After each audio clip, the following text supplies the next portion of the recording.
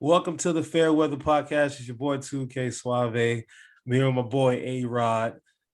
We out here just another week. I think we may have jinxed our teams in last week by getting too excited about some victories and stuff. So, A-Rod, take it away. So the Knicks are the Knicks. They'll always be the Knicks. However, they did do what I wanted them to do and just make the playoffs. Anything else than that, it'd be beating my expectations, and I'd be happy with that. But at least they made the playoffs, and it's Game 5. Praying they can pull it out at home in the Garden. Choice words from Clint Capella, which I don't never seen a black Swiss person in my life before, but we have Clint Capella talking shit. Hopefully it gets some fire under our asses and the Knicks can go out there and handle business. I'm very superstitious about the Knicks. I never wear any Knicks paraphernalia during the game. I don't like text. I don't like anything. But today I put on a Knicks hat. I'm doing it for the culture today. I need it done. I need a win. So yeah, I'm also very superstitious. You know, fair weather fans are always superstitious if you think about it. I'm super superstitious about everything. So when the Eagles win the Super Bowl, I wear the same red and black jacket every week during that playoff run, and it worked. So I try to keep certain things like that going. I'm wearing red and black right now, actually, as the Sixers take on the Hawks. I mean damn, I'm already thinking ahead. My bad, Knicks fans. The Sixers taking on the Wizards. Without Joel Embiid, and that's besides. I'm not thinking about that right now. But This is tear. What are we talking about today, bro? Okay, so today, episode 24. We got a really interesting lineup for you. We're gonna talk about Kobe. We're gonna talk about it's our Kobe episode. We're gonna talk about the fans and how they're kind of been very rowdy during the playoffs this season. Yes, fans are allowed now back into the stands, but does that give them a reason to be rambunctious, throwing shit, getting under the player skins, not verbally, but with physical items and things like that, and how the league should handle that. We're also going to dive into mental health and sports and how they're handling it. Naomi Osaka, the big name around this, she pulled out of the French Open unsuspectedly, and everybody's starting to rally around her. And we also have LaMarcus Aldridge speaking up about his situation, Kevin Love in the past.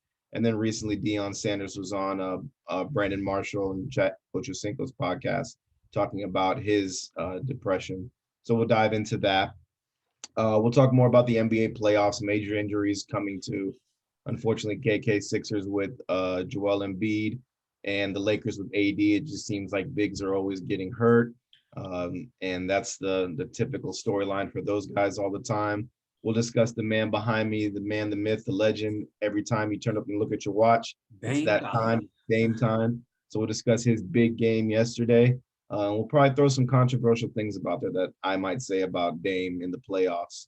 Then we'll also talk about the Bucks taking care of business that they couldn't take care of last year in the bubble against the Heat, sweeping them, and then who would have thought the Nets would be here in the second round? Who would have thought? So we'll discuss this big matchup because everybody's already starting to overhype this matchup as two big threes going at it in the second round of the Eastern Conference. And then lastly, for our fun segment, sorry, Nick, we're not going to do Where Do You Go to College? But we decided since Floyd Mayweather is going to take on Jake Paul this week. Logan. He taking Logan. Whatever. Both Paul brothers are whack. Whoever, I'm praying. I don't like either guy, but I hope Floyd Mayweather washes the shit out of him. I can't wait for it. Me neither. but we decided to put together our celebrity boxing match. We're going to do 2 undercards and 1 main event for it.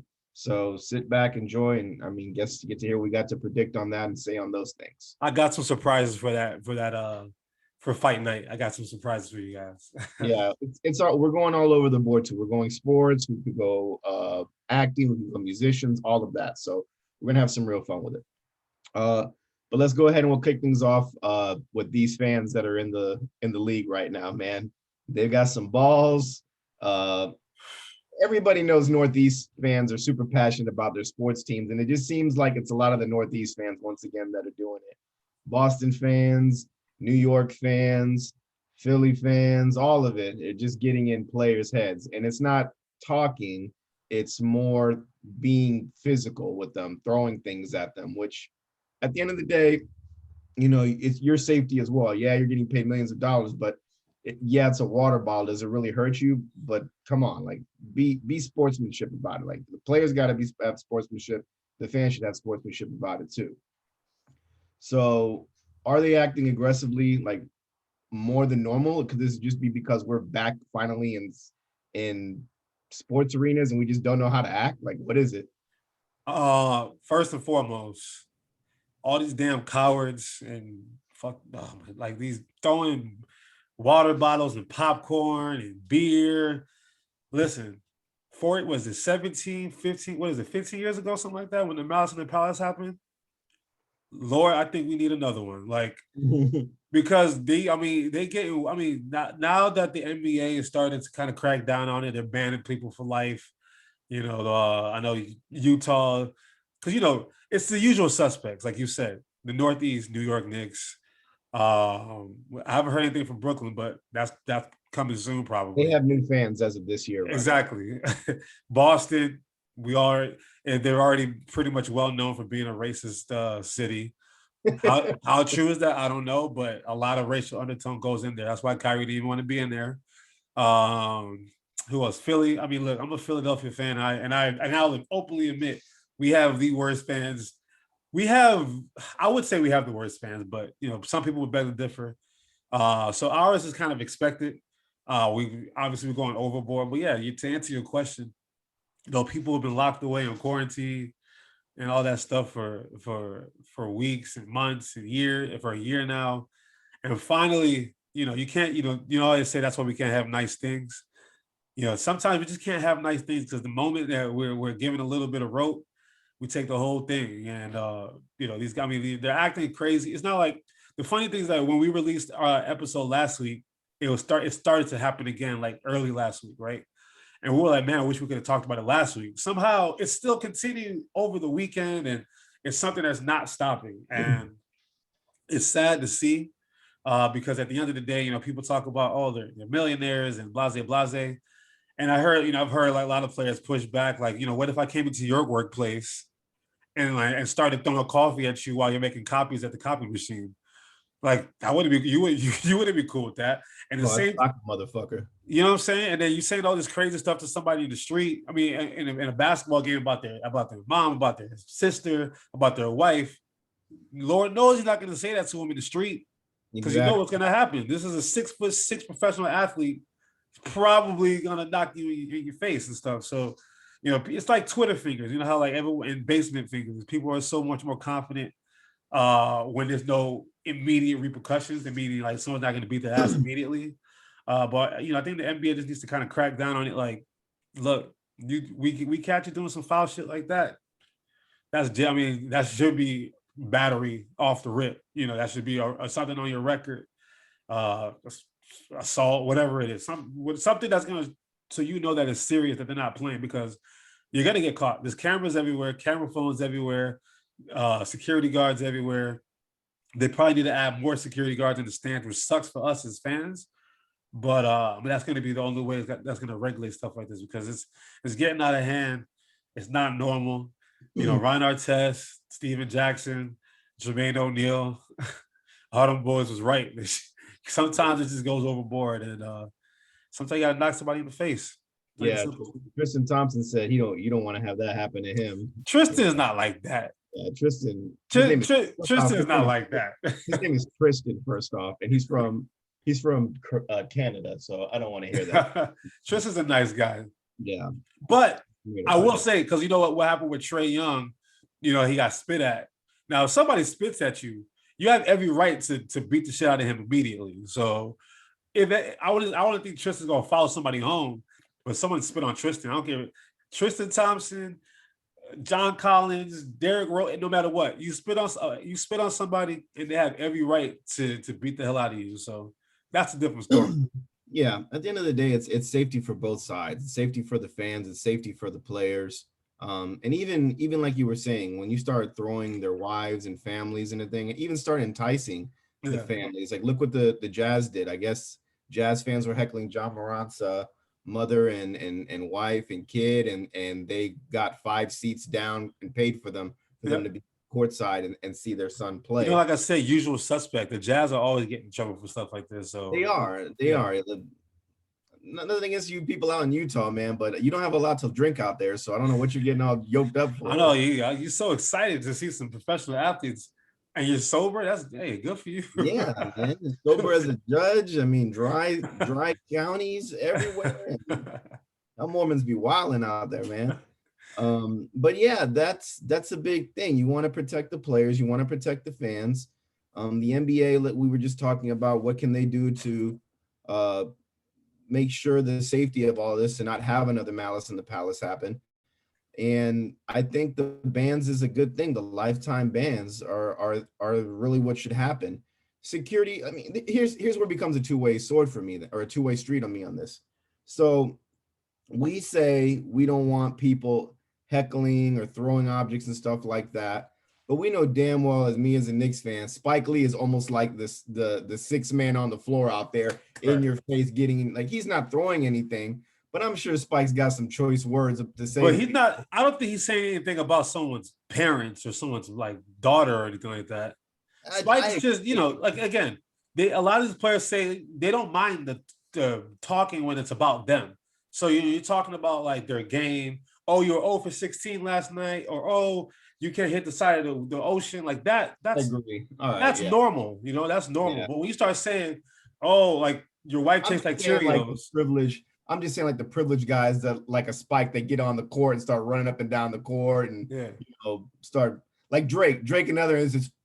All that stupid shit he was doing to Draymond and stuff. Like, come on, man. Drake's the one guy that I know if a food fight broke out, he wouldn't even bust a grape in it. Of course not. That's But crazy. exactly. But as long as they're not saying anything that's like, oh my, over the, out of bounds, out of I pocket. feel like Drake is that guy though. I feel like Drake, he's that. nah, I don't think Drake gonna be saying nothing out Yeah, of pocket. I Drake feel will it. probably say something like R&B lyric. Oh, you shouldn't have did that. That's why I came back like Big Cat. Some weird. I don't know. I don't know, man. Drake just like the softest dude to me. I feel like if a dude just put a gun to his head, he'd be like, "Oh my god, I'm so sorry. Like I didn't mean to." He be hanging out with Tristan Thompson. Exactly, and Canadian boys, man. But yeah, it's crazy to think that we see one event happen, then another, then another, then another, and then we're watching like you said, Utah, just always some crazy shit happens, and then we get word about a Utah game. It's insane that these fans think they have this courage to do all this. And yeah, I get it. It's playoff basketball. There's a lot of intensity in the air. You didn't get to see it last year. It was all in Orlando. Mm-hmm. You finally let back into public events. New York is finally out doing stuff again. They put Madison Square Garden 50% or at full capacity. One half was vaxxed, the other side was non-vaxxed. It's a whole bunch of crazy stuff that we're still figuring out. Yeah. But it doesn't give you the right as a human being to be malicious to these people. I mean, these are guys that everyone looks up to and are paying to go see. You're going, regardless or not, you're going to see your team try and wax Russell Westbrook in there. Yeah, he's going to have a good game and he's going to put on a show for you, but do you physically have to throw something at him? Exactly. Like what are you accomplishing by doing that? Yeah. And even at that, you saw when he pulled his groin or whatever and he was leaving and they threw that popcorn on him, dude had to get hold back by like 6 people. Correct. And if Russ had to get up there Spider-Man style to get you, man, yeah, you don't want that shit to happen. That's why I said, I was like, look, I hope he gets loose. Because, again, I'm a Philly fan, but one of them boys had to get knocked out. Like, I was like, go get him. Go, like, seriously. Like, you're ruining it for everybody else that's there. Because not like every fan is a horrible fan and every fan's going to be throwing popcorn and being malicious. Like I said, I went to a Lightning playoff game 2 weeks ago, I think now. And, I'm not trying to see the Florida Panthers win. I was rooting for the Lightning. I wasn't saying anything malicious about the players or looking up their life history. Like, oh, I heard you failed the 3rd grade. Like, I was, oh, you suck. Oh, you can't score. Oh, like normal fan stuff. Not, oh, your wife tastes like Cheerios and, dance for me or something like that. Like, that's all that stuff is unnecessary, is stupid. And like I said, lifetime bans is good. maybe we don't need all the security guards, but like I said, I'm pressing charges. Like I would say as the representative of the team, look, we got to press charges on this man because he came into my workplace and tried to physically assault me. At the end of the day, water bottle, popcorn, spit, that's what it is. Because I can't go into your workplace and do the same thing. True. Even verbally as well, I guess. I mean, verbally, it's my thing with that is like, let me give me my take on that. Because I think you should be banned immediately if you throw an object. If you throw some kind of substance at someone, you should be banned immediately. Of course. Verbally, it all comes down to the context, I think. Because all I know is Tampa Bay Rays fans, like, they're doing it wrong, man. Because every baseball game that I've gone to, go to the Bronx, sit there and listen to the Yankee fans give it to the Red Sox players or anybody, and they say some gruesome shit to them. And it's another day at the office. I went to a Rays game with some friends, and I remember who was it? Scott Pasednik was in left field for the Red Sox, and they were just heckling the shit out of him. And security came and removed him and put him in like the holding cell and gave him like a 3-month ban or some shit. I was like, yo, they didn't say anything bad. They didn't throw anything at him. They didn't say they fucked his wife or anything. Like, it was just like a simple heckle. Yeah, that's not, it's not a thing. So I think heckling has to go a certain way. Also, I'm pretty sure there was a Karen around that heard it and didn't want her son hearing bad words when she goes home. Which is true. Yeah, but I bet she goes home and screams at her husband at the top of her lungs, saying some not nice things too. So I don't want to hear that shit. I do have a question. You know how in baseball, you're the opposing team and you catch the other team's home run. If you throw it back into the field, you're not obviously throwing it at the player, just throwing it at the field. Do you count that as throwing something into the, throwing something into the arena or the field or whatever? See, that's a slippery slope there. That's a tricky one. It is I tricky. would say no, because it's just something that's been tradition for a long time. Okay. But what if it does hit a player? Well, look at that guy that had the arm at Fenway and threw it and hit Giancarlo Stanton. Yeah. I think Giancarlo Stanton knew that was coming. I think it probably felt like a bee sting, if anything, to him. So he's like cool with it. But still, I'm sure that water bottle felt like a bee sting too, but you still threw the water bottle at me. You still put the popcorn on me. I think that's a smaller arena than a baseball field. So like you can throw that pretty close. If you're close, you can hit somebody very closely. But he threw it into the field thinking he was just throwing it as far as he could, but it just so happened he got it so far he hit Giancarlo Stanton. Yeah, now, I mean, if you catch it in the outfield and you throw it at one of the outfielders, then you should be. But if you just launch it into the field because everybody's taunting you, throw it back, like, I understand that. I got no beef with that. But a malicious throw to a player, that's another story then. Right. That's like me catching a ball on the third baseline and then chucking it at the third baseman's head when he's not paying attention. Get my ass out of there quick. But now they got all this netting around the line, so you're safe on that. You think the NBA would ever, like, how it's courtside, that's part of the thing. But you think they would be like, all right, courtside, we can't do that no more. We're gonna have to bring y'all up a little bit more because y'all way too close to the action. I think that they just have to monitor this stuff. Like, look at the lady with LeBron in Atlanta that got all liquored up and all that shit.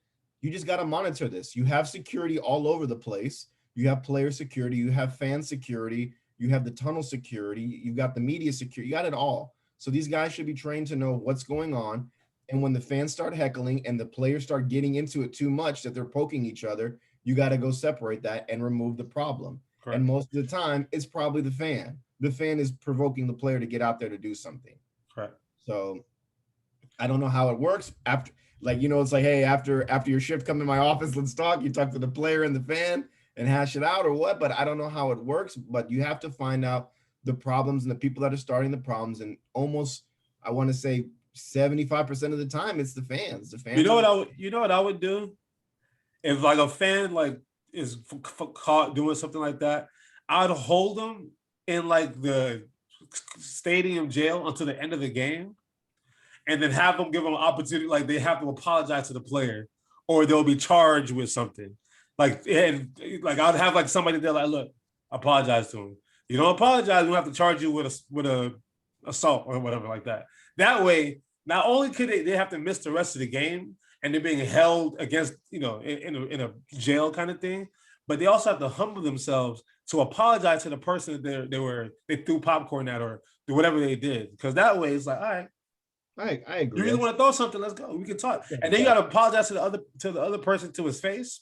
All right. I also think just banning them for life is just. And then ban him for life. Thanks for doing that. By the way, You ban for life. yeah, just banning them is a good thing from here on out. We can if it becomes more excessive or it Yeah. becomes more malicious, then you have to get legal action involved, like charging them with some type of assault or something like that. But I Or think just for send Ron now, Artest up there. yeah, we should just have a Ron Artest ready to go at all times. But yeah, man, you have to be able to see this and remove these people immediately when it happens. And sometimes the fans don't even want to give each other out.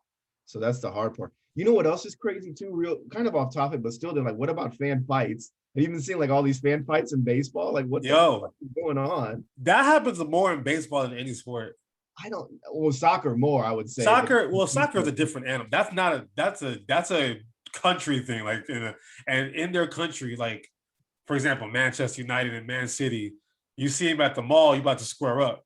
If you see a Red Sox fan at International Mall, you're not going to square up on him. You just like, oh, look at the Red Sox fan, right? talk shit them really They quick. over there, no, they take that over. Take that seriously. But baseball, I just think a lot of these parks are outside, and that heat for sitting there for 3.5 hours, 4 hours, it The liquor. eventually gets to you. It eventually, and then everybody's eating popcorn and Cracker Jacks and spitting peanuts and Yo, stuff man, all over the place. it's ridiculous. Like these people they're ruthless, man. People Like just got body slamming. listen. I don't know what's going on in people's personal lives at home, but people just got honestly, these got to chill out. Like if you don't go to a sporting game where everyone else is enjoying, just wants to enjoy themselves, or you're looking for a fight, or you're looking to throw something at a player, you need to check yourself at the door. I don't know how your parents raised you. I don't know what schools you went to that raised you to be like that, but people just got to chill out, in my opinion. That's all.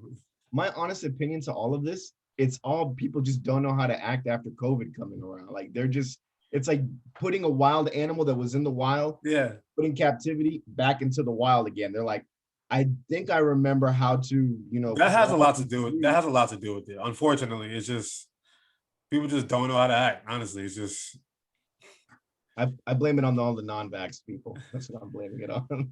I blame it on just I don't know, man. People just pent up aggression, whatever it is, man. It's just a lot of stuff going on. It is. All right. So speaking with all those things going on, mental health seems to be a big thing that's going on. Mental health month was last week, right? Yeah, May, all of May, yeah. Well, May, yeah. So mental health month just passed. Now we're in Pride Month. Shout out to all the Pride people. So mental health's a big thing, and I feel like this is a new thing for sports as a whole to be tackling, because a lot of people see these athletes as $1 million, babies out there. There's no reason for them to cry about anything or have any issues about that. But there's a lot of pressure on them to perform, to be liked, to create a lifestyle for their family. There's so many things that are out there. And the biggest one recently we're seeing is the young up and coming star in Naomi Osaka, who's going to possibly be one of the best tennis players currently playing right now. She is currently the best. Currently, like she active players, she's the best. She's better than Serena now. Serena at 39 or 38 is not as good as Naomi Osaka at 21, whatever she is right now. Yeah, So I will openly admit that right now. but she withdrew from the French Open because of mental reasons. She put out a whole thing on her Instagram about it, and then tennis decides to fine her $15K. And Well, then they decided to fine her $50K for not doing an interview, which is why she pulled out of the French Open, because she didn't want to do the media presence and all that, because her mind isn't right and everything. She just needs some time to herself. But a lot of players came to her defense immediately. Novak Djokovic, who else? Serena Williams, Coco Gauff. A lot of people came to her defense. Even players from other sports were coming in and telling her, take your time off. Even celebrities, I saw Common post something today about her. Yeah. So in this era of mental health, we also have players like in the NBA. We're seeing LaMarcus Aldridge just came out last week and talked about his depression after the game of basketball, why he had to quit, all these things that are hitting him. And in the past, Kevin Love as well. he's talked about him being with mental depression. DeMar DeRozan. DeMar DeRozan, they're big advocates for this. Mhm. And the NBA kind of hasn't really stepped in on it too much, in my opinion. I haven't seen them step in. I think Adam Silver has been on top of it, like during the All-Star weekend. If not this year, it was last year. They had like a whole segment about it with Kevin Love and DeRozan, where like we're able to do like a thing about it. I remember Um, commercials and stuff. yeah, if any sport hasn't really attacked it, it's the one sport who probably needs to attack it the most, and that's the NFL. Because I know we're gonna do, stuff. We talked about Deion Sanders. Well, in case you guys didn't know, Deion Sanders talked about his, he almost committed suicide in 1997. We're talking about Deion Sanders primetime, because I mean, he was on TV and doing every interview. He's playing football. He's playing for the Reds, and at the same time, he was going through a divorce, where they were going to take his kids. And we as fans, we don't really think about the personal life of what's going on at home. We just so concerned about, are you producing for me on the field? And that's already enough pressure for them to deal with. On top of the fact they got fans heckling them and throwing popcorn and beer at them at the game. Then they got to go home to their family life is not normal. They probably got traded and they didn't know they were going to get traded. And I got to move their kids to a different school. And then like CTE is obviously a thing that we've been talking about for years now. And most recently we just saw Vincent Jackson, recently, took his own life, essentially, because of, I mean, I'm sure he was going through a lot too that we didn't even know about. So it's a lot. Shout out to Naomi Osaka. I mean, that's a big deal to see. I mean, imagine, LeBron James or Kevin Durant or Tom Brady or Patrick Mahomes. Like, I'm not gonna play in the Super Bowl, or I'm not gonna play in the NBA Finals because I'm too stressed out. My brain is like, you have to. I'm happy that she did it because she's willing to forego a chance at a Grand Slam simply because she just can't. I mean, it's just too much. I mean, she's a kid. I was watching a video on Twitter with LeBron James. He asked like a 17, 18-year-old kid. Who was it? Jim Gray asked him, how does it feel to know that if you're not a first ballot Hall of Fame, you're a bust? Imagine asking that to an 18-year-old. Like, damn, like I haven't even played a game yet. It's just, it's a lot. It's a lot. But I think from a professional, like the professionals, like the MLB, the NBA, the NFL, I think they need to do a better job getting guys in the locker room, team doctors, mental health, doctors in the locker room, sports psychologists, to be assigned to these players 24/7, because I mean, we see it happen all the time. And people say, he's rich. Robin Williams is rich. Mac Miller was rich. All these guys were rich too. All these actors and actresses, Amy Winehouse, all these, Heath Ledger. It's a lot. It's a lot to deal with. So, we can't just assume just because they're rich that everything should be okay. So it's rough. It's definitely rough. I agree on a lot of those things, and the leagues have to find a way to be able to pick these players' brains and understand what's going on with them. Sorry, I'm watching the game as we do this. So no, you're good. I'm watching Ben Simmons miss free throws, so you're good. They have to listen to their players. There has to be, like you said, a medical staff that's available to them.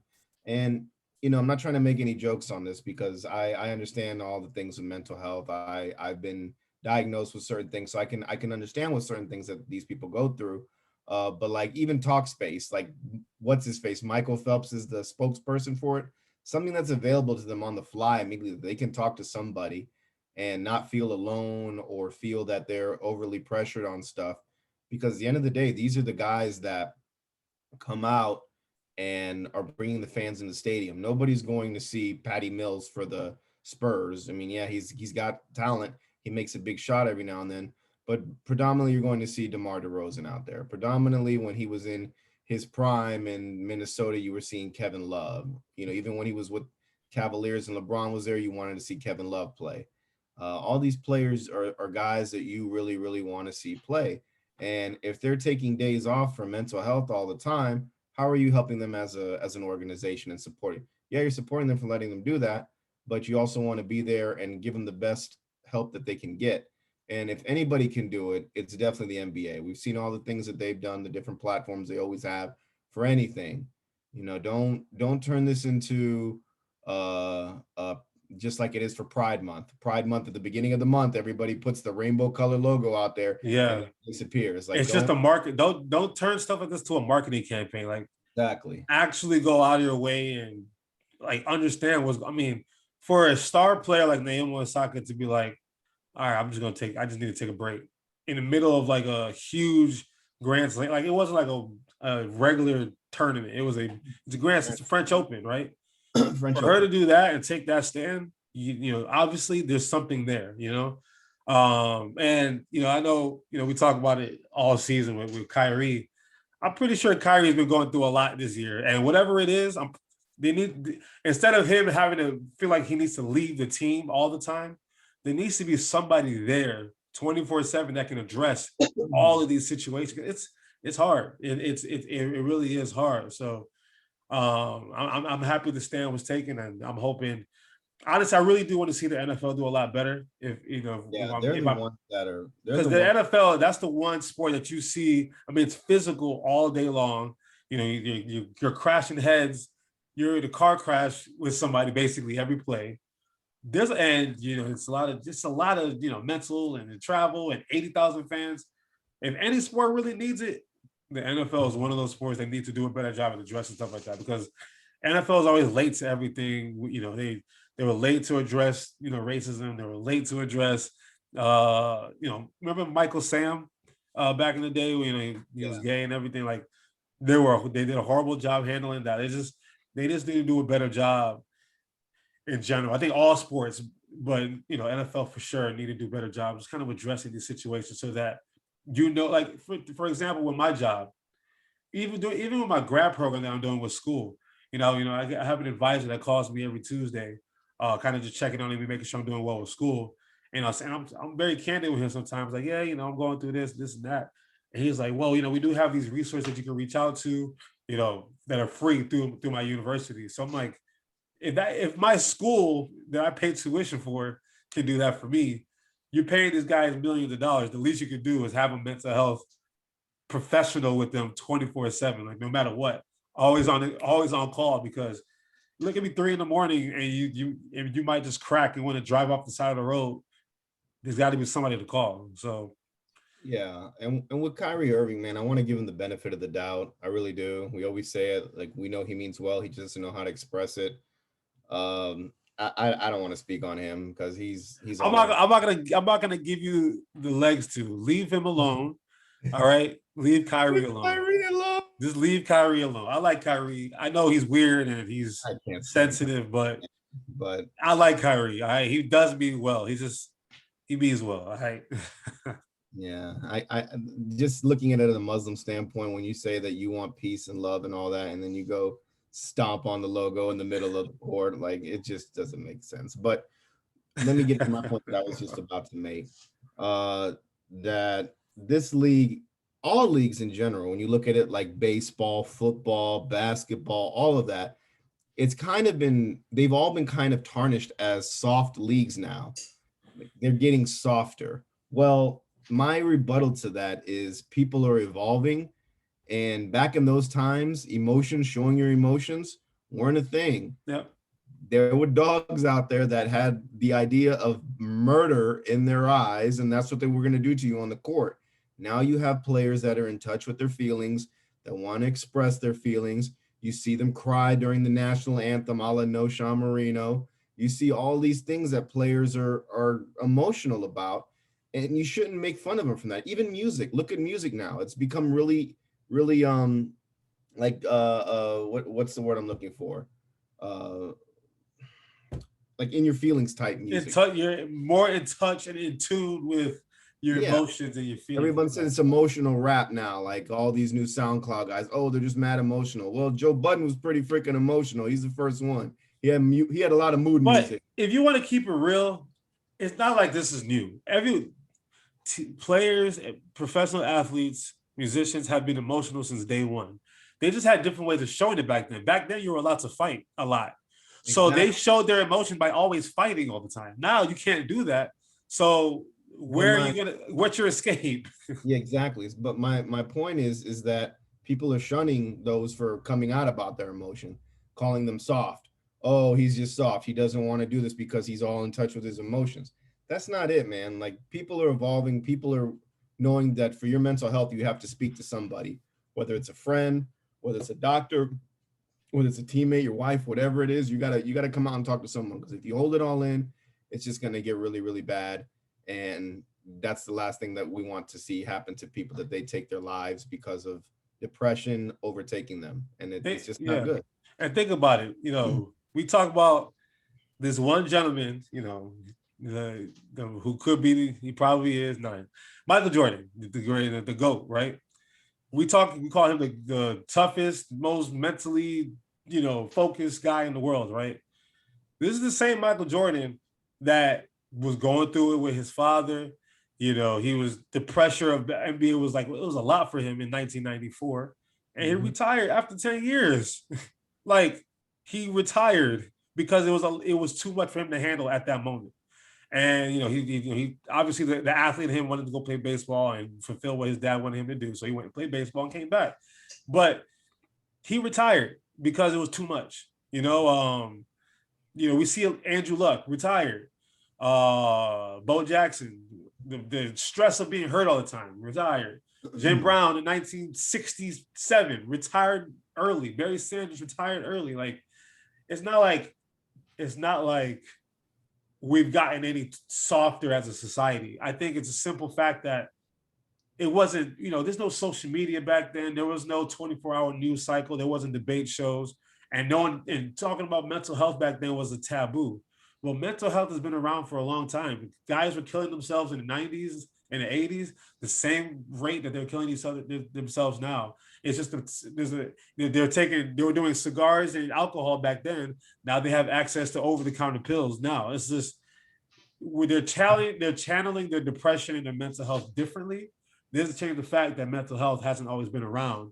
And like I said, these are things that need to be addressed a lot better. So that way it doesn't get to a point in which your best player is retiring at 10 years into his career because he's just kind of just tired of everything at that point and stuff like it's a lot. It is a lot. My rebuttal to that would be is that they retire, and a lot of people think of it as that, oh, we just didn't get to see him at his best. He retired really early. And then years later, he'll come out in an interview when he's comfortable to speak, once that all dies down, and they'll air that out. They'll air all that stuff out. People, I think, got a grasp of that about Michael Jordan when they watched that documentary that came on, and that's how he really, really felt, because it was coming from the horse's mouth. Yeah. Everybody just thought like, oh, Michael wanted to go play baseball because he was just beating everybody in the NBA left and right like a redheaded stepchild. So nothing against redheads. I just thought that was funny to say. So people will think it as that, not putting together that his father recently passed, in a freakish way too. He died. He was murdered. Yeah, he was murdered. Yeah. And it was fulfilling a lifelong thing that his father wanted for him, that him and his dad worked at together. And he did it. He sucked. He tried, did his best, and then he went back and dominated some more. So, and then Barry Sanders, I think it was like eight years later, Barry Sanders went on an interview and did something and said some stuff about all of it. Yeah. And even Bo Jackson, everybody thought Bo Jackson, oh, he was probably one of the best athletes around. He played so crazy. But then when you got to watch that 40 for 40 they did on him, and he spoke about all the shit that he endured as a person, you're like, wow, this is serious stuff. Exactly. So it sucks on the capitalization of all this stuff, but also sometimes the capitalization of it can bring people to the light of stuff. Correct. Now, from a marketing standpoint, like you said, don't go out there and make the mental health logo for one day and then take it down just so you show that, oh, I did it. And then, because think about it, it was in the month of May, it was Mental Health Month. Are we going to hear anything about mental health again for the rest of the season, or is that it? So as long as they keep that conversation going, like Kevin Love has kept the conversation going. DeMar DeRozan has kept the conversation going. Naomi Osaka has taken it to another level, because now we're talking about the current best tennis player who's bringing this stuff up. Mm-hmm. It's going to take the Tom Brady's of the world, just like when we were talking about last year with George Floyd. You know, you're waiting to hear from a Tom Brady, you're waiting to hear from a, from a Peyton Manning. Like it takes that caliber of person to talk about it so that the ears are going to open up a little bit more. So just like we talk about that, mental health is on the same. It's mental health. Our mental health issue right now is a public health crisis, and just because you play a sport doesn't change the fact that that's part of the public health crisis. So it's got to be addressed. Football is the biggest one to address it all because you said it best on the show just a little while ago. You said it. They're always dead last to get on the train with everything going on. Mm-hmm. Gay people shouldn't be in sports. Gay people are all across sports now. There's probably gay people in sports that don't even want to come out because they're afraid about it. And the last place they're going to come out is in NFL locker rooms. Absolutely. Michael Sam won, what was it? Defensive player of what conference is Missouri? He was at the SEC. No, well, it was Missouri. He was I think they had just transitioned from the Big 12 to the SEC. So I'm assuming, I think it was the SEC. He won Defensive Player of the Year for that shit. And he went 5th or 6th round. Fourth round. And that was because they felt, we got to pick him. And I'm sure like they tried to make him feel included, but it's just they're just at that time. I don't know how it is now, but at that time there was no way they were advanced enough mentally with their mental thinking to deal with that kind of thing, which is really sad to say. It became a big headline too. It was just more like reporting for ESPN is all it came down to. But even with CTE, look at Andrew Luck. That was another one that you gave that was an example. He retired freakishly young, but the first 4 years of his career, he had the most sacks. He was getting beat up left and right. There was no help for him. Yep. And his body's taking a toll. He knows it. Why do you want to go out there and risk injury? Kind of like a Peyton Manning, kind of like a Rob Gronkowski or a Tony Romo that are one back surgery away from paralysis. Like, don't risk your health. Yeah. Don't risk that for people saying we need you there. To win a championship and then I go paralyzed? It ain't happening like that, Chief. And then at the same time, while that's happening, you got stupid ass fans throwing beers and popcorn and spitting at players. Like that's the part that's always gonna, no matter what, all that stuff that they're going through, they still doing that stuff in the stands. So it's kind of like that kind of ties in. Our first topic kind of ties in with the mental health topic because that's part of the stuff that they have to deal with every day. Like they got to deal with someone talking about their wife and their kids every single day. You know what I mean? They have to travel on the road. Like think about baseball play. You go on a road trip. You're on the road all the time. You're playing baseball, 162 games in a from spring to October. That takes that. How often are you seeing your family? Like how often do you have time? You're always in pain. You're always having to see a doctor because your knees hurt and your shoulder hurt, and your rotator cuff hurts.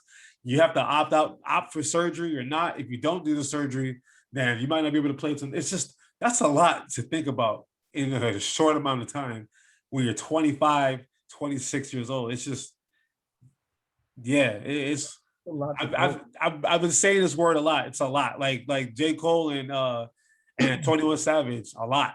It's a lot. It is a lot. But yeah, the league's got to do better at this, in my opinion. Cracking down on it. The NBA would probably be the best one to do it, but all these other leagues, they got to get in there and really find out what's going on with players that need the help. I'm really disappointed in tennis for fining her $15,000 for not doing a media interview. They should have ate that money. They should have said, I don't know if they have, but if they held on to that money, that's grimy.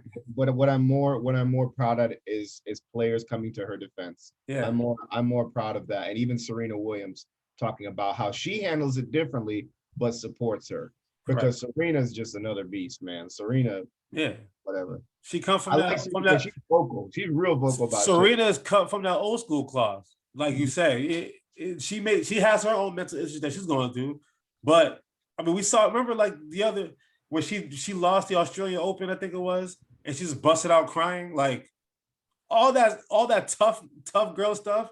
Eventually, just it wears on you. Like just some of these things you just gotta just pay attention to because it does wear on you. Yeah, she also had like a sister die in a shootout or some shit. Yeah, I mean that's early on in her life too. On my birthday, which is crazy. Oh, really? The game said it in the song. Oh, you said the end of dreams. Yeah, man. But let's kind of bring some uplifting talk now, and since this, we're kind of getting a little emotional there in a lot. We are talking about these dumbass fans and mental health.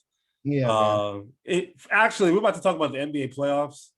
That's still sad for me too. I'm not in a good place right now. Not I'm, either. I'm I'm not not either. in a good place right now. If we're gonna get to So, that, so your big boy and the Lakers big boy are down. Your guy's got a meniscus tear. Everyone's making fun of AD about his groin, saying his vag hurts, all this stuff. see, It is mental what it health. is. You're making fun of somebody's groin. Are you serious now? It is what it is. Even LeBron's telling him, don't rush back. It's not that serious. Your health is more important than that.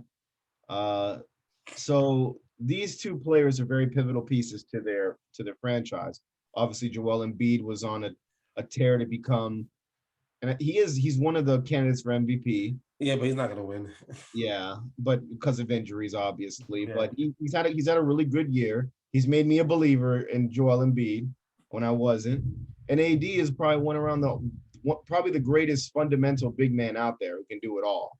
So these two players are pivotal to the team. Yeah, LeBron's there. Yeah, Ben Simmons and Tobias Harris are there. But are those two guys really going to carry them through the playoffs the rest of the way? LeBron can, but at 36, he's No, 36. He's been saying it. he's It's really hard. 36. So, are there players that have to take on this role for these guys and step up in these moments? Because obviously, the Dwight Howard did the old switcheroo on them and say, "I'm signing with you," but oh no, wait, I'm signing with you. But wait, I'm signing here. So now he's with you with the Sixers, and that's a big name caliber player right there in Dwight Howard. It's Can Dwight Howard? 2021. Huh? It's 2021. Okay, but That magic shit was over 10 years ago. We gotta stop thinking he's that. He's nowhere near that. He's energy off the bench. he's got a mouth now. Keep in mind, He we're got talking some. about He somebody who got could be a Hall of Famer. Yeah, I know. some. But he's just energy with dreads and talks too much. No, when he becomes such a bad boy, When he won a championship, you can't tell him shit no more. when he left Orlando, he became a bad boy. Well, he became a bad boy because the media tried to turn him into a bad boy because he was always, he went through the thing with Kobe, and then you can't go against Kobe. That's like rule number one. You're not gonna be enemies with Kobe. Or Kwame Brown learned the hard way. Smush Parker learned the hard way. Chris Child, I haven't heard from him in a long time. He got a two-piece on him though. Rest in But peace. I haven't heard from Chris in a long time. So that was rule number one. Then he couldn't get it done with Houston. Then he's bouncing around to Charlotte and Atlanta. Then these weird TMZ stories come out. He finally got his ring in LA. So now he can talk now. Like, I got my ring. So he's think about it. He lives in Philly now. Like, all these fans are gonna teach you how to be a bad boy. Nah, I just feel like he got tats and dreads and just didn't know how to act after that. Now, it's the dreads. yeah, He's like, I'm about to dread up. He's a nice guy, and now he's just kind of like a dick. So you don't think there is a player on that team that can fill in for the void of Embiid? Nowhere on there. I'm gonna give you both, okay? Because we're talking about AD, we're talking about Embiid. Yeah, for both. Embiid, absolutely not. There's not a player on our team that can fill that void. It's a partially torn meniscus, which is great. It's just every year it's something with him.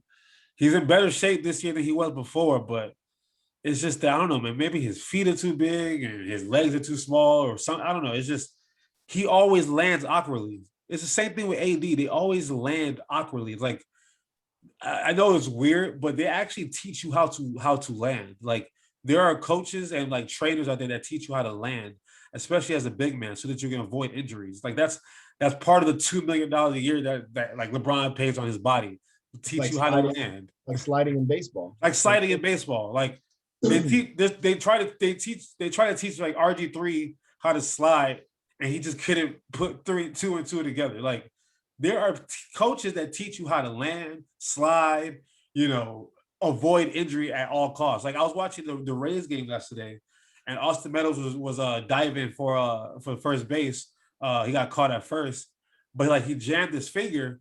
But the announcers were talking about they teach you how to slide with your palm, your fingers up, so that your palm touches the base rather than your fingers. Think about the thing that's stuff that players had to think about, and I don't think Embiid ever processed that ever in his life. So no, he can't land gracefully. We don't have anybody to replace him. Michael Scott's not good. He's only good on The Office. Dwight Howard is old. And now that's it. Dwight was better on The Office. And Dwight, think about it. We have Michael Scott, and he was better on The Office, and Dwight Schrute was better than Dwight Howard right now. So yeah, and it took place in Scranton, which is right next to Philly. So I like how that all came full circle. That's kind of funny actually. But no, we don't got nobody for that. And then the LA, God, you saw how they got blasted by 30? By 30 in a playoff game. You know, I didn't watch the look at that game. I already knew what was gonna happen.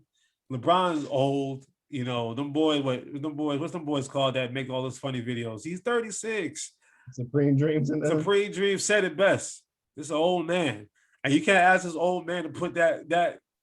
Listen, those parts just don't work. I don't know why Montrezl Harrell's not getting minutes. Dennis Schroeder is too inconsistent. That's the factor there. He's inconsistent.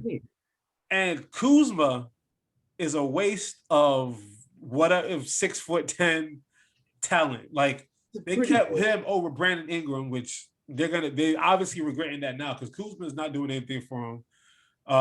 It's just Andre Drummond is slow feet. He got slow ass feet. Marc Gasol got slow ass feet. He's a glacier now. He can hit threes though. Yeah, but imagine your center. That's all he's good for. It's hitting a three and passing the ball.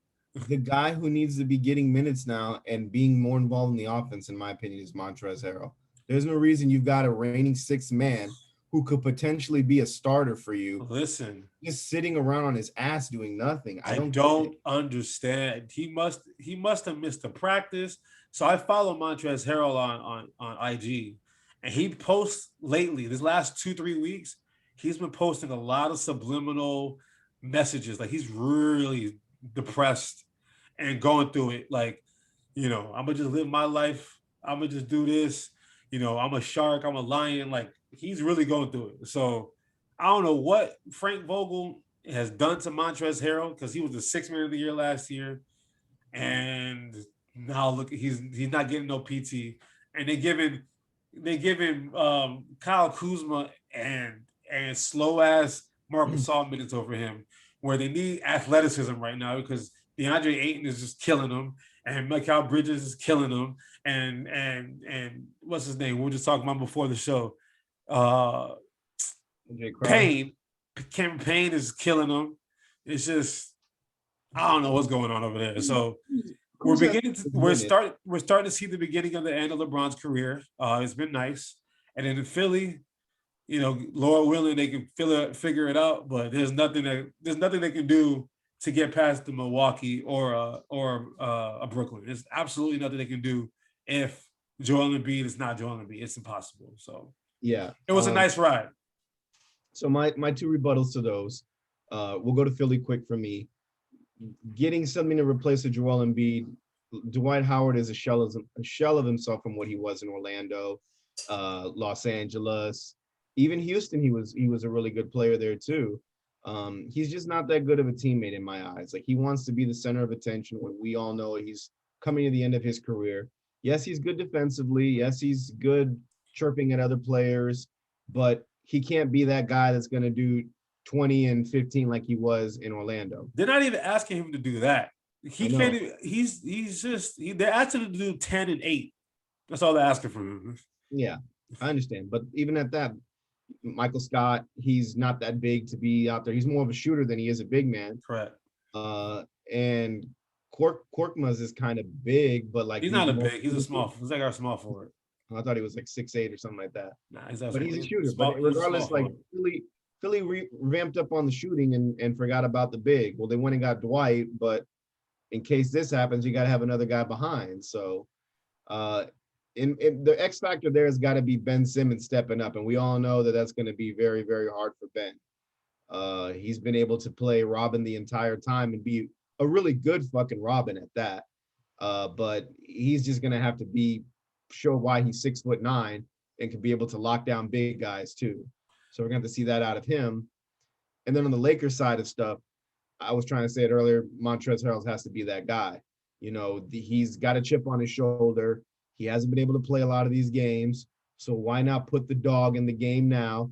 Start him, put some fear in people like, oh man, this guy hasn't played all season or all playoffs. Why not? Well, guess what? Now he's playing. He's going to dominate. He's pretty physical down below. He has tenacious dunks. He's not bad in the inside. And then Kuzma and those guys, they kept you for a reason, bro. I think these guys got a taste of victory and they all went soft. They all went super soft. Yeah, they don't know how to they didn't know how to handle being hunted anymore. Like And that's I also think Frank Vogel doesn't know how to play his bigs because you had Mark Gasol out there, and even in the regular season, they were giving him like 8 minutes. And why would you go get Mark Gasol? I know he's coming to the end of his career too, but Marc Gasol just came off of winning a championship with the Raptors, and he had a great postseason run. You think 1 year did it for him that he's done? Of course, you got to compete with AD and LeBron and those guys. I understand, but we saw him hit like a couple pivotal threes the other night to keep him in the game. So I think he's got to manage his bigs, know which guys are in there that are going to do well. But right now, the X factor for the Lakers, in my opinion, is definitely got to be Montrezl Harrell. You got to unleash the man. I just don't. I don't think they will. And we were talking about this last week. We were talking about which LA team was in the most trouble. I mean, we both thought it was the Clippers. They're not in trouble no more. And now Luka Doncic got a bum shoulder or a bum neck. That's another injury that is kind of getting swept under the rug, and it sucks to see these injuries happening in the playoffs. Like it's like, man, we finally got here. It was already a crazy enough season as it was, and now the best players are getting hurt, and it's just unfortunate. Or in my opinion, or in my case, not even showing up. So Julius Randle? I'm not mad at that though. I'm not mad at it. It's your first taste of the playoffs. It's okay. Hey, let's jump to another one. Guy behind me, Mr. Highlight Reel himself, Dame Dollar. Every time you look at your watch, his face should be right there letting you know what time it is. Mr. Dame Dollar had a probably career game, in my opinion, last night, where he dropped 55 points, forced 2 overtimes, shot like, what was it, 9 from 12 from 3-point or 10 from 12? He made 12 threes. Oh, 12 threes. It was like 12 from 15 then. 12 for 17, I think it was. All right. So he made a shit ton of threes. 12 threes. Yeah. 55 points. And the step back threes. Yeah. Contested too. Contested. The guy has no emotion in the game when you see it. Like he's just out there to take care of business. Taking care of business. Forced 2 overtimes and they still lose. It sucks because he even said it in his interview. He's like, a loss is a loss. I put everything in there I could. I'd rather win than have the stat line. Who's really to blame for it? They're like, who has to step up for them to be successful? Because they're 1 win away from going home. Who to blame? They can't blame anybody, but they can't. Honestly, it's not anything they can do. Like CJ got to play better, but I was saying that. What's up? CJ's my reason. He didn't do anything yesterday. So CJ's come up big from a lot of times, but my problem is that I think this lineup of having a CJ and a Dame, they try really hard to be like Clay and Steph, and they're trying to model that. But you got to understand, it didn't work with like Russ and James Harden, and we're gonna see what happens with Kyrie and James. They have a Kevin Durant, so that definitely helps. But it's hard. It's when you have 2 ball dominant guards that it's hard. It's hard to win. And I don't think I think they can get a lot of value for CJ because CJ's a fantastic basketball player. And they should have never got rid of Gary Trent. But that's a mistake that they made months ago. But getting rid of Gary Trent was Norman Powell's hasn't been there either. Norman Powell was a regular season player because I haven't heard his name in the playoffs. I had him in fantasy. He was great for me in fantasy, but I think Gary Trent would have been. He's a better defender. Gary Trent is. He's a clutch 3-point shooter. He's a not 3-point shooter. His daddy played in the league. He knows what the hell he's doing.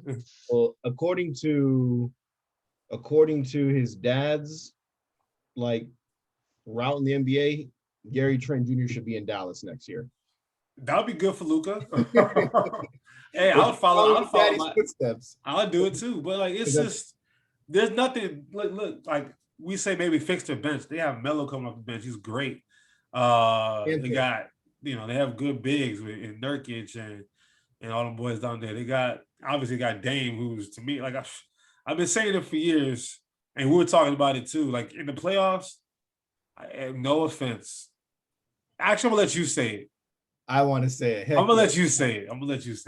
Okay, this is controversial topic for me. If it's playoff basketball, not regular season. The Blazers aren't playing the Nets for this in the regular season. The Blazers are playing the Nets in Game 7, and it's between Warriors or Blazers, and it's between Steph or Dame.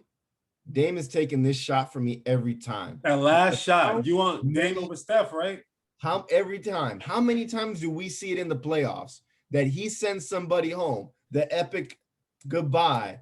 Who was the other one talking all that shit, and he sent him home? He sent Paul George home one year. He sent the Rockets. He sent Dwight Howard and Chris Paul home. Mm-hmm. He's done it a lot, and he forced 2 overtimes in one game. 2 overtimes, like step back threes, contested 3-pointers. It's his, like, he didn't walk up and shoot, and he'll even casually pull up from the logo sometimes, and he makes it confidently. That's a guy that I would hate to. Like, you saw Austin Rivers in the game throw up. He was like, thank you so much. Imagine praying in the middle of a game because a guy missed a shot. Like, you're just so happy. Dame is my favorite player in the league. Dame is my favorite player to watch in the league because he's the most focused player in that game. And he plays the game of basketball like a team player too. He just knows that if they're not on, I'm going to be on, because what time is it? It's Dame time. And I'm going to shoot out the gym, but I'm still going to be a team player, find the open man. Yeah. He's not selfish. He's not selfish at all. He's just a freak athlete. He just, and I was seeing like memes yesterday. They were comparing, like, how Kobe, I don't give a damn about nobody else on this court. I'm about to take this shot. And then Dame was taking the shots. And then in the second overtime, they were saying, damn, he started to trust his teammates, and that's why they lost. So they wanted him to have that Mamba mentality, like, don't even trust your teammates, just keep shooting. It's like, which I understand if you can shoot like that. Like, if you're a shooter, shoot. But I'm 55 points. You've been putting the team on your back for that long, you get tired. It's natural. Like, your body can only take so much. But yeah, in the playoffs, Game 7, 1 point, you're down 1 point. And Steph is the greatest shooter of all time, okay? And I told you I would no longer ever disrespect Steph again, okay? But disrespecting him here for sure. Call it what you want. I want y'all to find me the footage in the NBA playoffs where Steph is shooting, like, just is the game-winning shot, or they're all regular season. That OKC one was a regular season. All these, a lot of them are regular season. And again, Steph is the greatest shooter of all time. I'm not taking nothing away from him. He didn't make the playoffs this year. Y'all didn't give him a hard time, which I understand, because, if a certain other player who I won't mention, who plays for Los Angeles, didn't make the playoffs, I wouldn't hear the end of it until the end of the year. But again, that's neither here nor there, because everyone thinks I defend LeBron about everything. Oh, I said his name. Mm-hmm. Anyway, but yeah, give me Dame with that last shot. Everyone, if you don't trust that, he's made shots to close out series. Like, Dame time is real. It's real. Don't talk shit about Dame, because he'll send you home. Remember that All-Star game? It was Steph and Dame taking back, back-to-back half-court shots. Who did they trust with the half-court shot to send the game home? Dame. And who was holding up the three-point sign at the like congratulations to Dame? Steph. Okay. So is it controversial? Look, during that whole, I've always been on Dame's side. I always said one-on-one, give me Dame. One-on-one. Like, if we're on the blacktop, and it's just one-on-one, I'm going to say Dame. He's tougher than me. But he from Oakland, exactly. Steph plays in Oakland. Well, used to play in Oakland. Dame is from there. So Steph's from North Carolina. No, you know where he was born in the same hospital as LeBron James? Oh yeah, in Ohio, that's right. In Akron, yeah. So Yeah. again, I don't mean to mention LeBron because everyone's gonna give me a hard time. Oh, LeBron, but whatever. What scares me about Dame the most is he has no emotion. Like, of Yeah, course, he has basketball emotion, but when do you see Dame smile? When he did that Bolt 24 commercial, yeah, no emotion whatsoever. When he did that Hulu has live sports, yeah. no emotion. That's that Mamba mentality. But Kobe smiled. You got to see Kobe didn't smile until it was late. Kobe smiles out like when he was hanging no, out with Vanessa. no, You ever sir. saw Kobe smile on the court? I could find a bunch of pictures of Kobe smiling on the against Michael Jordan. I've seen it all. When he was He there's wasn't. Those are evil. No, Kobe was a shrewd operator. He wasn't smiling all for I'm fun. saying is you don't see Dame's teeth at all, ever. Because Dame And a cold brother. That's my dog. I that's why wish, I like him, man. man, That's why look, I like him. Philly, they need to give. I'll send them Ben Simmons. They can have No, my brother, he's coming to New York. I they need can him. have Tobias Harris. They can have him. Let me get Dame down there. Oh man. We All right. need some dogs over in Philly. All right, let's talk about the other topic that we have in the NBA playoffs. So the Bucks take care of business. Sort of their social medias, kind of chanting at the Heat, saying this isn't the bubble, guys. So they took care of the Heat, washed them. Sorry, Nick. I know you get a lot of shout outs on here. Sorry to every Heat fan because y'all got. I mean, look, I know I got no room to talk right now because Embiid's hurt and everything, but y'all got waxed. Y'all got blown out 3 straight games. So I'm gonna just say that. So the Bucks have an emerging big three, of course, in Giannis. Giannis. You better Giannis, say the Nigerian boy's name right.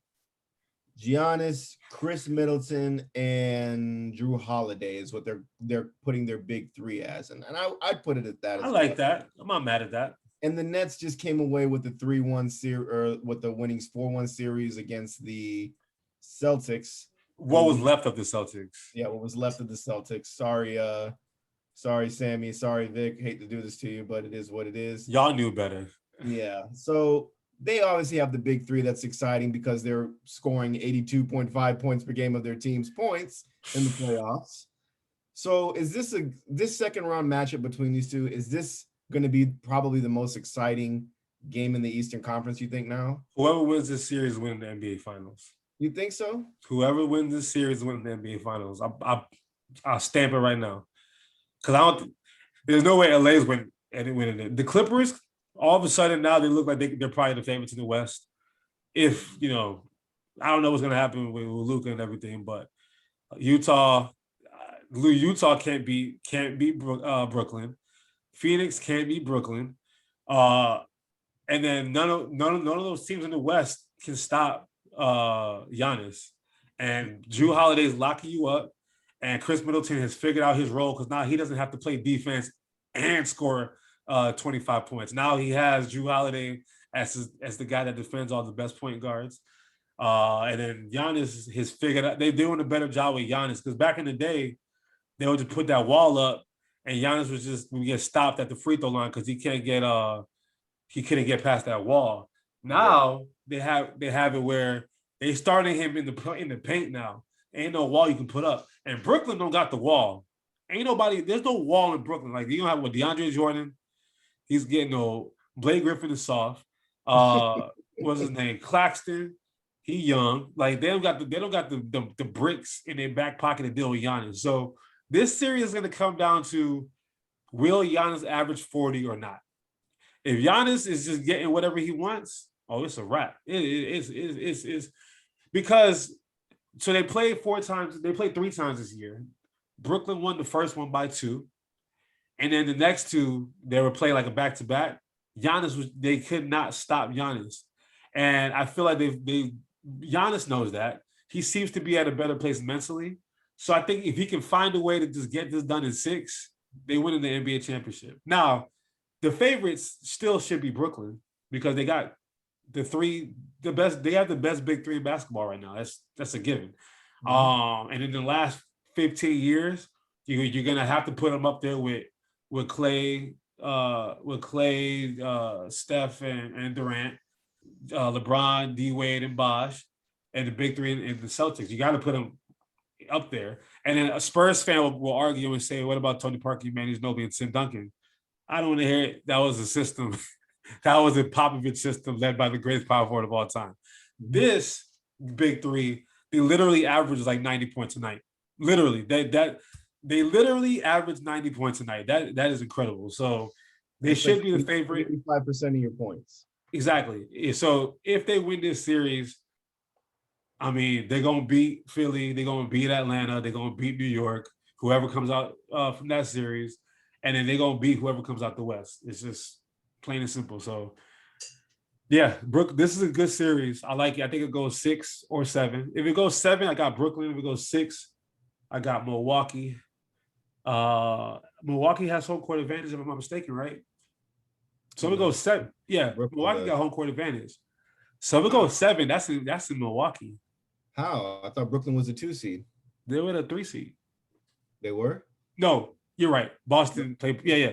So yeah, Brooklyn got home court advantage. So yeah, you're right. So don't worry, all the Knicks fans that when we lose tonight, they'll be in Brooklyn to watch that game. So they go, you know, that meme, like Homer's wearing a jersey, goes into the bushes, come back out. Oh, there's gonna be hella new Brooklyn fans in the coming days. No offense. I have a Brooklyn hat. I'm not gonna lie. It was when Jay-Z helped design the logo.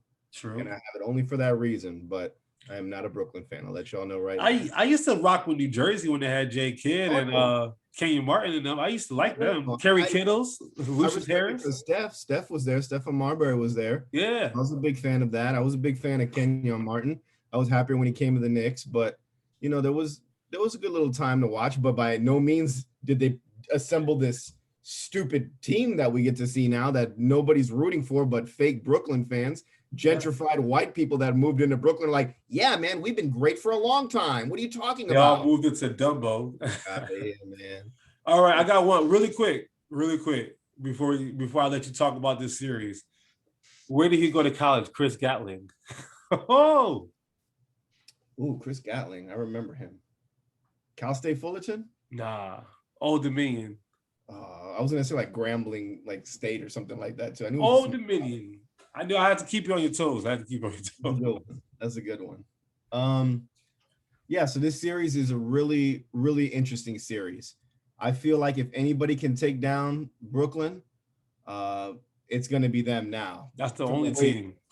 If Embiid was healthy, I think that would have been a good one too. But with no healthy Embiid, unfortunately, I don't think it can get done.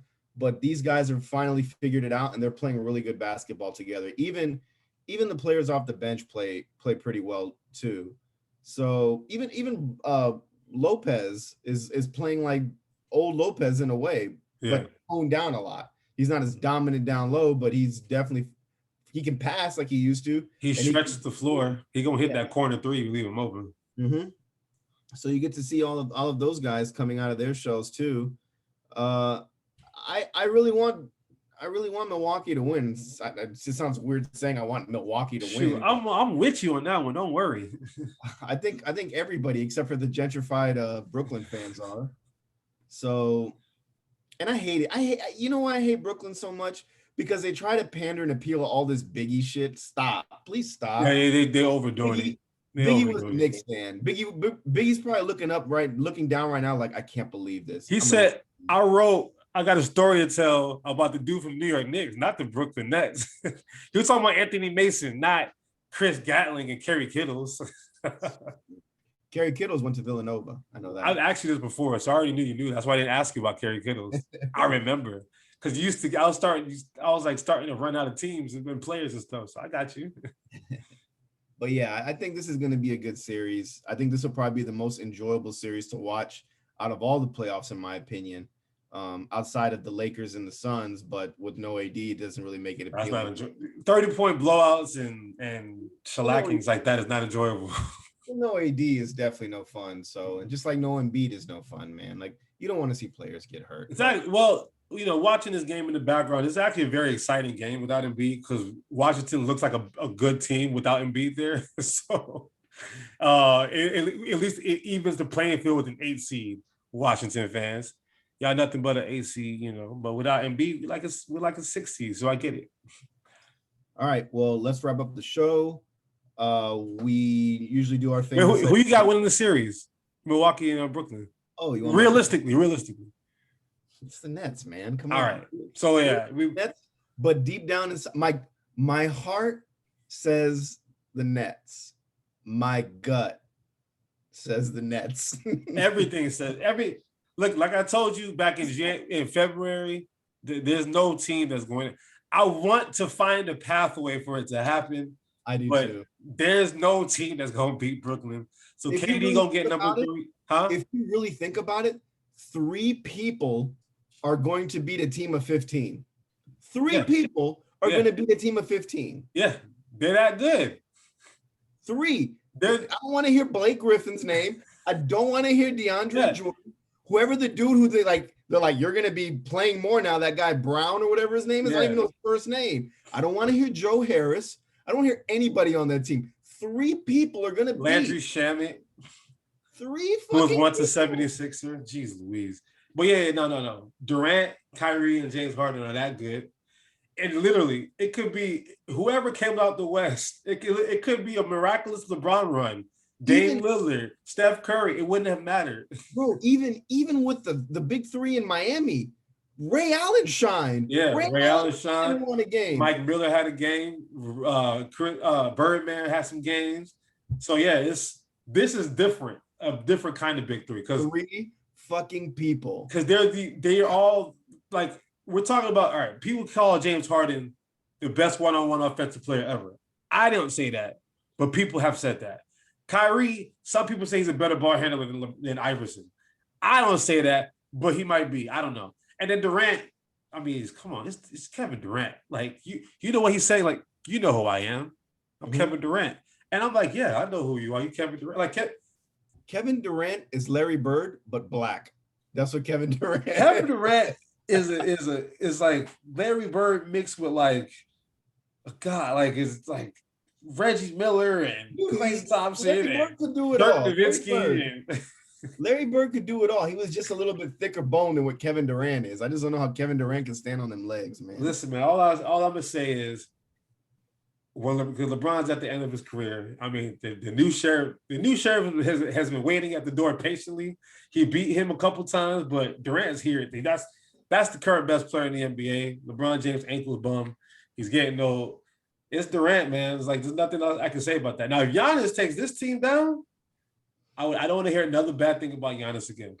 I will go buy a Bucks jersey that day. I'll buy an old Ray Allen jersey. I got an old Ray Allen jersey. Nah, I'm gonna get that Tentakumpo. I gotta get that Nigerian Greek name on my back. I gotta get that. I'll get one. I'll rock it. All right. Well, let's wrap up the show. Nick, sorry we're not doing Where to Go to College. In preparation for Floyd Mayweather's demolishing of insert Paul brother here. You know Logan. No, not Logan. You know Jake Paul's fighting Woodley and like later this year. And he's already the favorite. Jake Paul's the favorite. I'm telling you, like they're paying these boys out to win. They're paying these boys. They're giving these guys a lot of money and saying, "Yo, just let them win so we can keep making money and create a business out of this." It's working. If Floyd Mayweather loses, KK.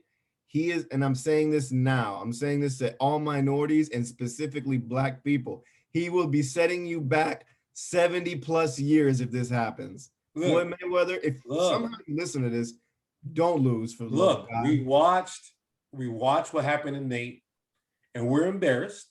You know what I'm saying? I would say me and the Black congregation are embarrassed of what happened with Nate. But Nate's not a boxer.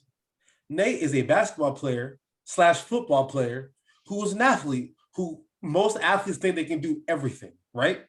And typically a lot of them are pretty good at everything. But boxing you can't be pretty good at boxing because you're pretty good, you're gonna get knocked out by someone who actually trains for boxing. And I'll give that Paul brother his credit. He was actually training to box and he had a professional fight under his belt before that. So this was an exhibition for him, if you think about it. This time around, though, he had height on him too, and weight and height. He was a bigger dude.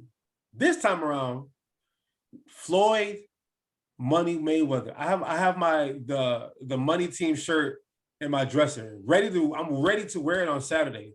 I haven't worn this shirt since I bought it in Vegas a long time ago. Like I'm about to bring that thing out Saturday night.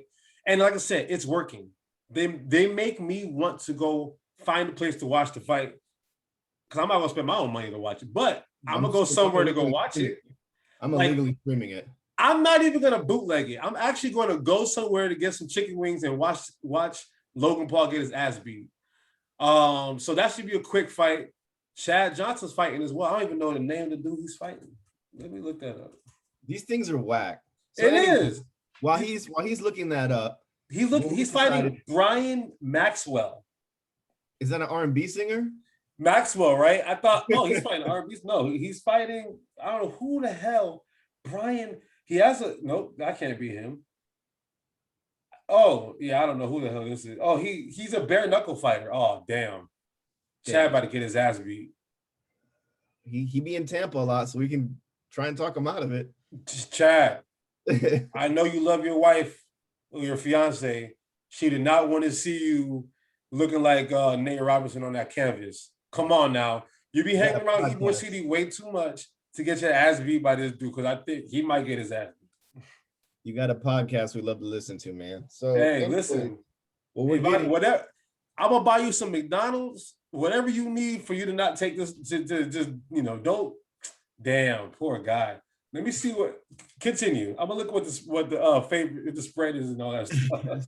So what we're getting at is what the last segment of the show, what we wanted to do was assemble basically a celebrity boxing match to go against what's gonna happen this weekend. What happened with Tyson versus who did he fight? What's the dude from Pensacola? Roy Jones Jr. Roy Jones, yeah. Paul Brother versus Nate Robb. That fight was whack, by the way.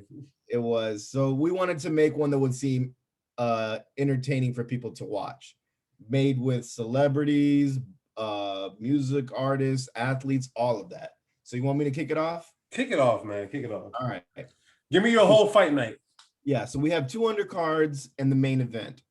So my 2 undercards, I wanted to keep it interesting. One guy trained for a boxing movie, and the other one did some community service picking of trash, but we all know he can dance really good too. So I got Michael B. Jordan versus Chris Brown as my first match. Yeah, that's actually a good boxing match.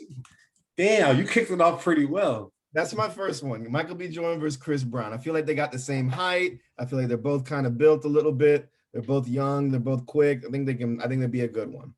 My second one is just based off of when we went back to like fights and we talked about fights and sports.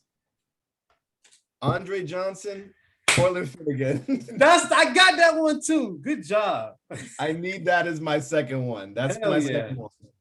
And then my last one, it was really hard to think of this, but I think for money purposes, for people to be engaged in it again, to get more talk about it, and for us to get a second fight in this, even though they're both old as shit, you get to see Mayweather versus Pacquiao 2.0. That would be my main event.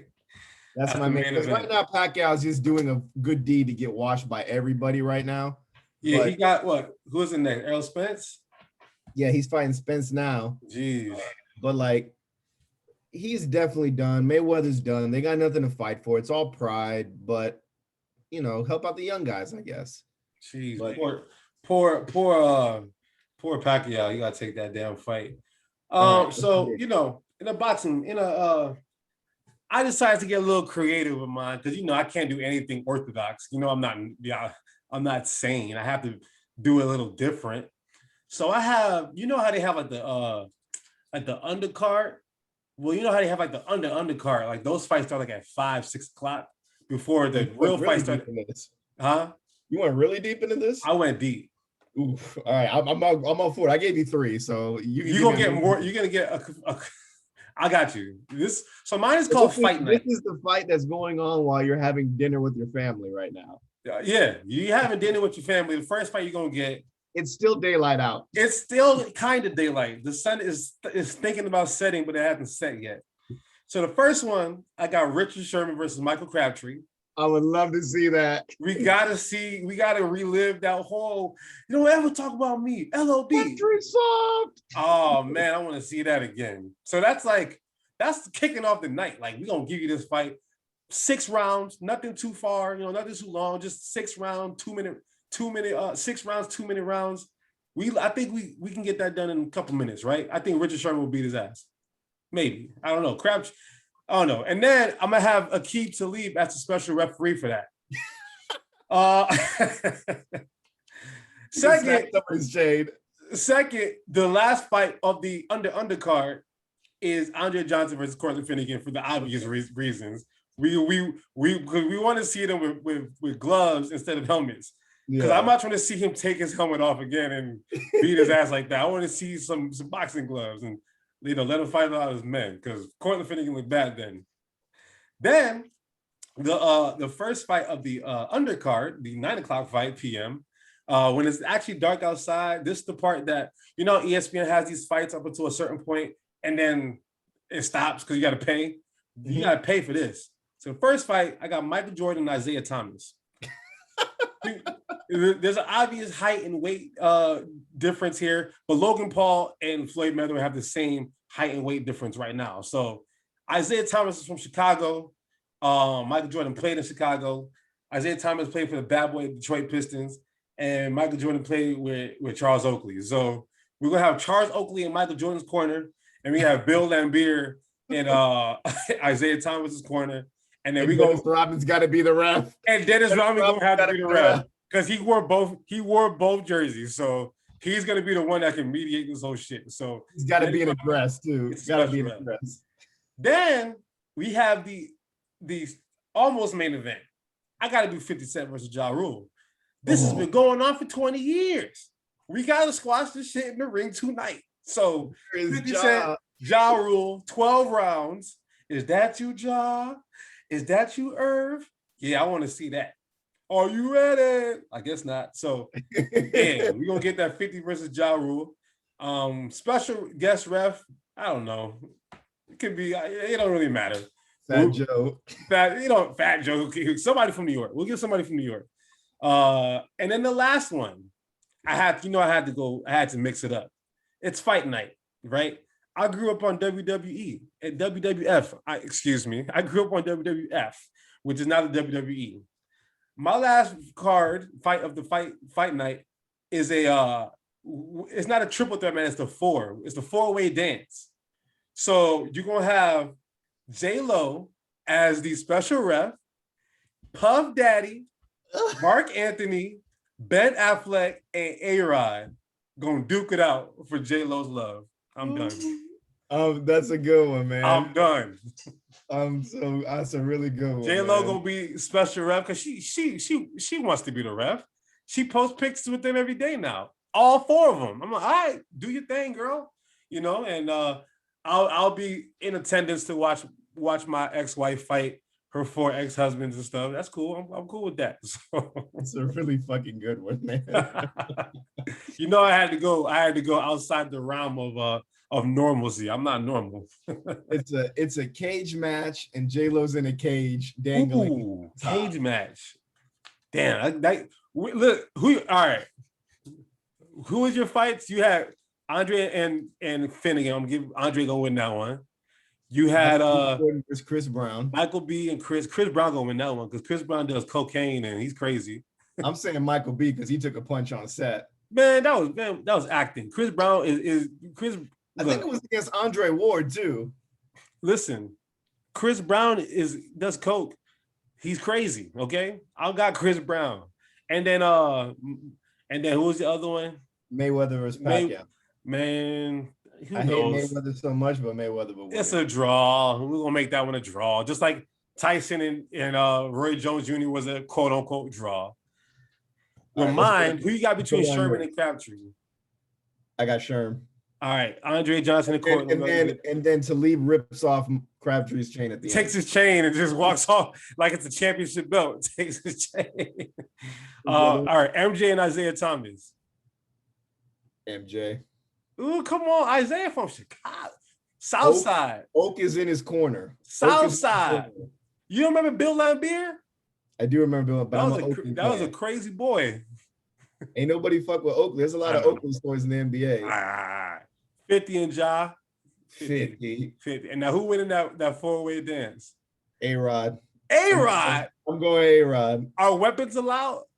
Nah, but he can kick the shit out of you when you go flying. You don't Because think Ben Puffy? Affleck a Twinkie eating motherfucker You right don't now. think Puffy can get that one? Nah, Puffy almost got beat up by J. Cole. So Exactly. Puffy about $150 wet, man. I love Puffy, but nah. Mark Anthony. He just sweet. Ben Affleck, he Batman. He fat man now. All right, we'll give it to A-Rod going back. A-Rod going back for it. We get it. All right. That's the show. Let's rattle it down. Twitter @fair_weather_pod. Facebook, Instagram, YouTube, The Fair Weather Podcast. You can find us there. And anywhere you subscribe or listen to podcasts, The Fair Weather Podcast, you can listen to us there. All of those. Shout out to the 76ers. Good luck to the Knicks. Oh, it's halftime. Dame Dollar, that's the truth.